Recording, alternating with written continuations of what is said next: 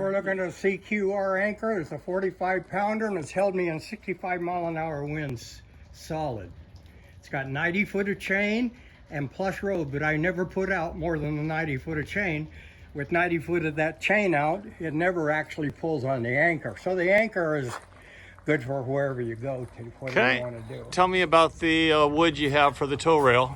Okay, there's two places. This is where his bell pulpit, which was ran down by chain, and the chain is what chewed on that rail right there. Okay. In two spots. I have a small piece and a large piece of teak, and that's almost 300. Just gonna show the hull. Looks good. Just needs a washing, that's for sure.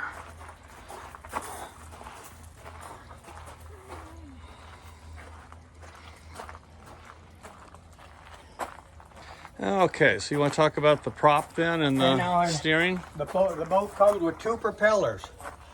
One is just that came stock, and it's a 12 pitch. I don't know if they understand pitch, but anyway, now I have another one that is a 17, and that's for what I call power sailing. People don't adhere to that concept, but it's priceless. It'll give you about 3 or 4 more miles to the mile an hour while you're going. Do you need to know anything about the rudder? Looks all good. It's okay. You know, don't want to pressure. Get you doing something you don't want to do. Okay. And we still have the photos too, so this is just current. I'll go ahead and start it up. Yep, definitely.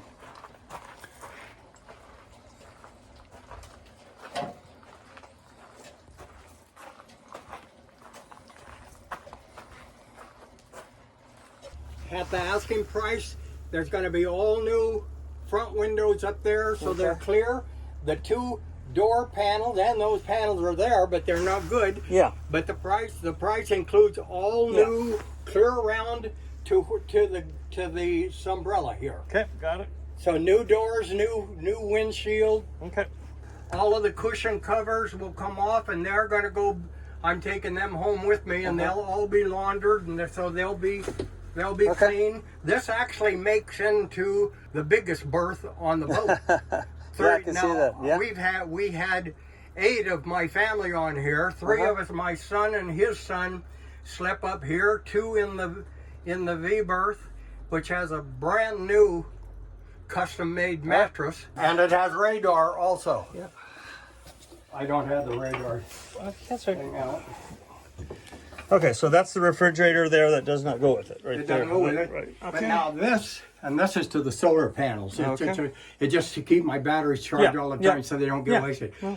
So we can see, what are you looking at? Well, they can't see what it is, but it's a 2,500 watt inverter. Okay. So they can make 110.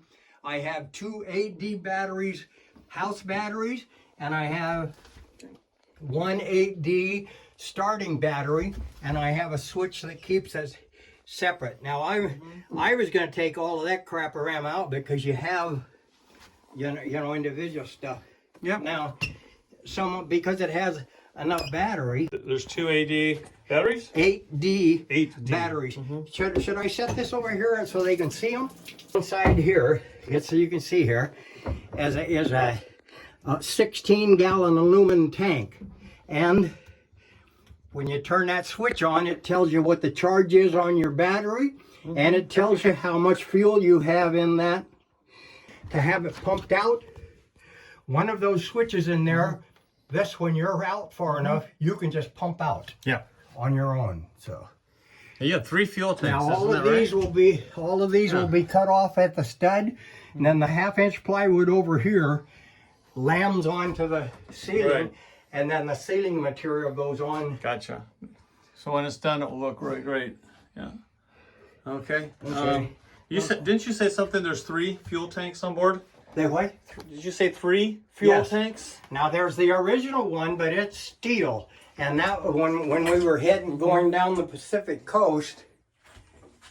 Okay. Now the engine not only cools itself with seawater, it transfers its heat to the water heater for the house water heater, but that water heater also has 110 capability, so it can heat with the engine. It can heat, and then it comes through a hose to a heater underneath. You'll need a light or something. Yeah, it's okay. So you can see it. Yeah. And so you have it's a forced air system that's using the hot and water. there's a switch up there in the cabin, and it'll heat the cabin with the hot water from the engine. And this tank here is for It's going to be water. water. Okay. Yeah.